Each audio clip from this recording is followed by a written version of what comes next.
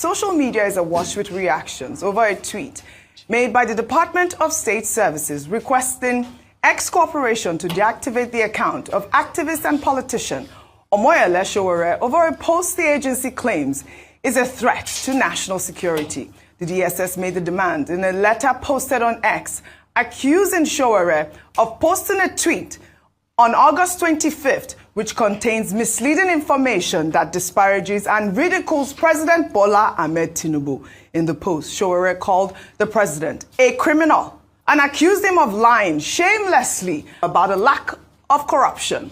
The DSS claims that Sowore's tweet has caused widespread condemnation and could lead to public protests, threatening national security and damaging the country's reputation. The agency also argued that Sowore's post violates several Nigerian laws, including the Criminal Code Act and the Cybercrimes Act, which prohibit false information, hate speech, and online harassment. And I'll read a part of the DSS tweet. They wrote on X, "It is pertinent to bring to your knowledge that under the Nigerian law, these quoted tweets, words, constitute offense punishable in Section 51 of the Criminal Code Act Cap 77 laws of the Federation of Nigeria, which prohibits publication of false information, and Section 19, 22, and 24 of the Cyber Crimes Act 2025, which prohibits and makes it an offense to spread fake news or publishing content that is deliberately misleading or deceptive, posting content that is rude, vulgar, offensive, or indecent, especially with the intent to embarrass or humiliate others, provoke ethnic, religious, or tribal hatred through online or offline statements amounting to domestic terrorism." Very detailed tweet there by the DSS. However, in a show of defiance, activist Omoyele Sowore vowed not to delete his controversial tweet. He described the letter from the DSS as an act of national disgrace, an assault on institutions, and on common sense. Sowore claimed he anticipated the letter, pointing to a protest last Tuesday by a group of, he says, hired DSS protesters who had chanted for his arrest and urged him to leave Tinubu alone. Expressing outrage over what he called an unconstitutional act by the State Security Service, Sowore went on to post the very tweet he was asked to delete with the caption, "This is the tweet. This morning, X, formerly Twitter, officially contacted me about the despicable threat letter they received from the lawless official DSS over my tweet below on Tinubu. One option I will not be taking is deleting that tweet.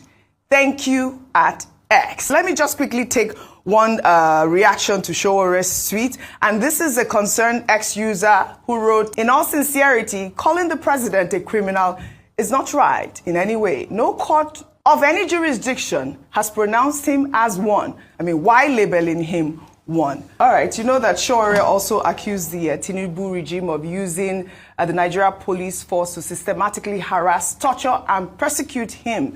These tweets have gone viral. Rufai, I'd like to just highlight this. The DSS is a secret service institution that investigates crimes against the state. They are also empowered to protect the president. So this might sound really, strange to a lot of people, but however, the DSS is doing their job. And I'd like to also take another tweet before I come to you. And just also to note that the DSS has said that, they are going to go after X as well as, Sowore if they don't comply. We had that issue the last time with Muhammadu Buhari, the Twitter ban. I don't know if that's what's going to happen, but let me take this tweet from Chinedu, who wrote to the DSS, "Are you guys not aware of the mayhem that happened in Edo State? They killed officers like you, and you are here lamenting about a tweet from Sowore," and that's the sort of rhetoric that we are seeing online at this point. I have been a very big advocate of the DSS and what they've been doing in stemming the tides of insecurity. But if I'm going to give honest counsel, this was not the right way to go about it. And this is sad. You see, what they have now done is, a lot of people might not even have seen Sowore's tweets.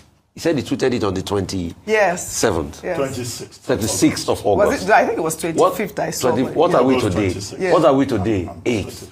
I only knew about the tweets because they started talking about it and the letter they wrote over the weekend. That's when you saw Sowore's tweet. I didn't even know that he tweeted anything of that nature. Mm-hmm. This is not the way to go about it. Because, you see, we live in a country where, when we want to look at things on the pedestal of fairness, yes, what I would just say is it wasn't right to have called the president a criminal. Mm-hmm. You don't have any court judgment to be able to back that up. But secondly, the other part of the tweets, what the president also went to say in Brazil, that corruption is gone. Corruption is not gone from Nigeria. We also know that corruption is not gone. On my point on the DSS, what is happening is the fact that when you start to say, okay, let's cherry pick, people will now ask you, what about what is happening in Edo where NSCDC officials were killed? Why do we talk about?